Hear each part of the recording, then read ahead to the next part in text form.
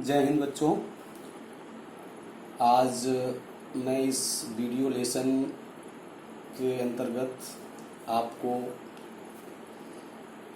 National income accounting की जो different methods हैं उसके अंदर जो पहली मेथड है that is called value added method, इसी को प्रोडक्ट मेथड भी बोलते हैं।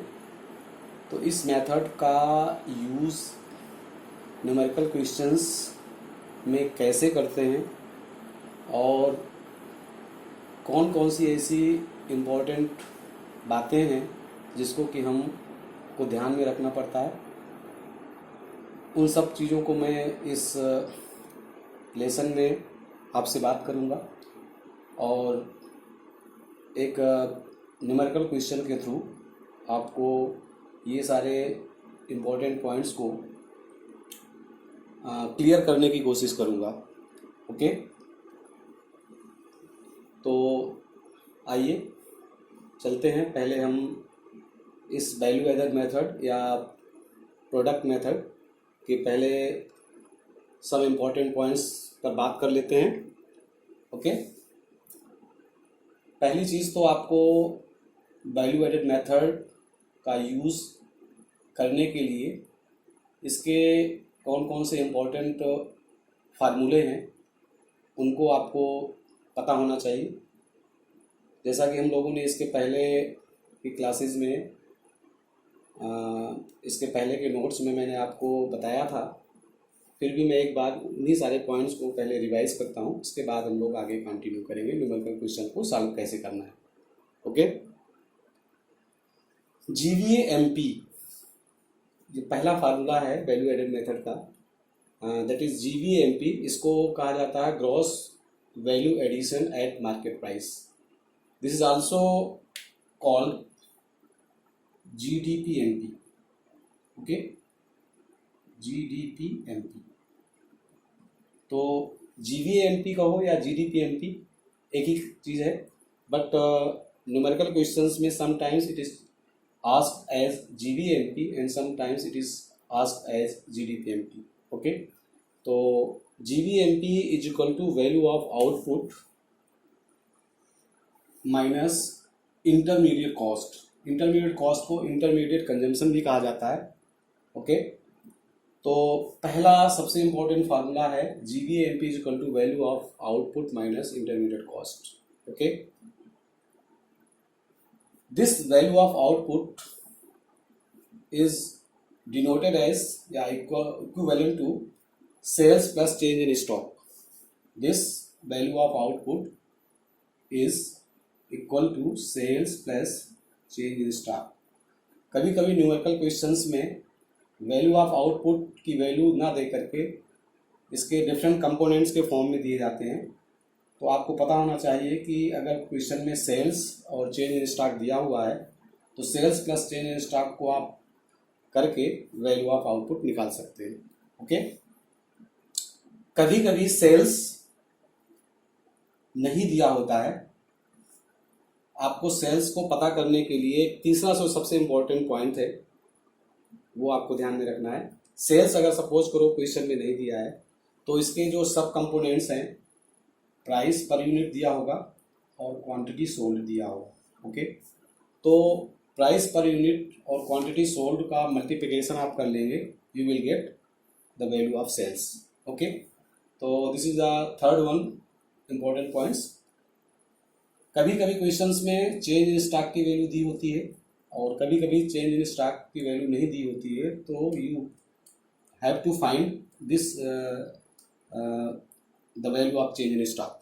ओके, तो इसको हम पता करने के लिए closing stock minus opening stock, ये सबसे इम्पोर्टेंट फार्मूला है। Closing stock minus opening stock, इसको आपको केयर करना है। चेंज इन स्टॉक अगर नहीं दिया है तो आपको क्लोजिंग स्टॉक में से ओपनिंग स्टॉक को घटा देंगे तो आपको चेंज इन स्टॉक की वैल्यू मिल जाएगी। ये ध्यान रखना है कि क्लोजिंग स्टॉक में से ओपनिंग स्टॉक को घटाना है। कई बार बाई मिस्टेक स्टूडेंट गलत कर देते हैं, ओपनिंग स्टॉक में से क्लोजिंग स्टॉक घटा देते हैं जबकि ये गलत है। आपको ये ध्यान रखना है कि क्लोजिंग स्टॉक में से ओपनिंग स्टॉक को घटाना है, you will get change in stock. Okay, with the help of these 3 points you will get a modified formula, that is a gross value addition at market price is equal to, जो ये value of output की value है, that is sales plus change in stock. अगर ये value हम इसकी जगह में पुट कर दें तो you will get sales plus change in stock minus intermediate cost. Okay, तो ये एक मॉडिफाइड फार्मूला है जिसको कि आपको हमेशा ध्यान में रखना है, क्योंकि इस पर बेस्ड न्यूमेरिकल क्वेश्चन भी पूछे जाते हैं। कभी आपको सेल्स की वैल्यू निकालने के लिए कहेगा, कभी इंटरमीडिएट कॉस्ट की वैल्यू निकालने के लिए कहा जाएगा, कभी कभी जीबीएमपी को कैलकुलेट करने के लिए कहा जाएगा। तो आप इस फार्मूले को दिमाग में रखेंगे। ओके, चलिए आगे बढ़ते हैं। ये तो 3-4 जो आपको मैंने पॉइंट्स बताए, these are related to the formula to solve the numerical questions by using product method और वैल्यू एडेड मेथड। ओके, लेकिन इन फार्मूलों को यूज करने से पहले आपको कुछ और भी चीज़ें पता होनी चाहिए जो न्यूमेरिकल क्वेश्चंस में जनरली दिए जाते हैं। अगर आप ये सारी पॉइंट्स आपको क्लियर नहीं है तो आप न्यूमेरिकल क्वेश्चन को सॉल्व करते वक्त मिस्टेक कर सकते हैं। ओके, ये क्या क्या मिस्टेक्स हो सकती हैं? पहला पॉइंट, न्यूमेरिकल क्वेश्चंस में अगर आपको परचेज ऑफ मशीनरी या इंपोर्ट ऑफ मशीनरी दिया हुआ है, तो you must understand this point या दिस परचेज ऑफ मशीनरी और import of machinery is not a part of intermediate consumption. Okay, it is a part of investment expenditure. You must know about any expenditure to purchase the durable goods which are used for the several years. Okay, that is not a part of intermediate consumption or intermediate cost. Okay, so please keep in mind this point. This is always treated as investment expenditure, that is not a part of intermediate cost. Okay, so this item will be excluded, that is not treated as intermediate cost. Okay, then another point is purchase of raw material. It is a part of intermediate consumption or intermediate cost, because this purchase of raw material is used for further production. It is used to make a product and it is used within 1 year. Okay, any expenditure to purchase the raw material, that is a part of intermediate cost, because it is not a use for several years. Okay, it is used within the 1 year to produce the goods. Okay, so any purchase of raw material is a part of intermediate cost. Okay students, understand? Next, there is a most important part is sales. There is a कभी कभी confusion होता है sales को लेकर के।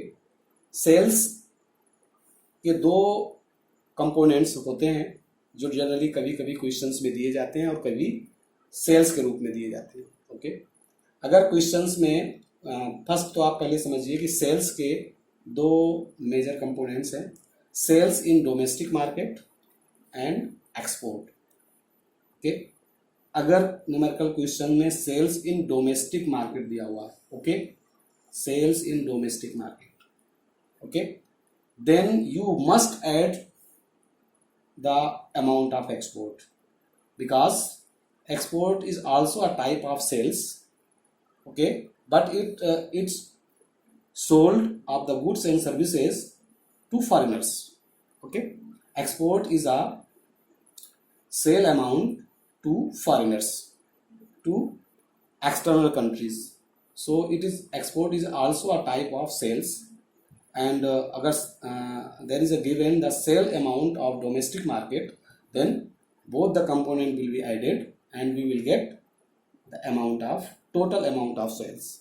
Okay, but if only sales is given and export is also given, okay, sales is given and export is also given, then this amount of export is already included in this sales.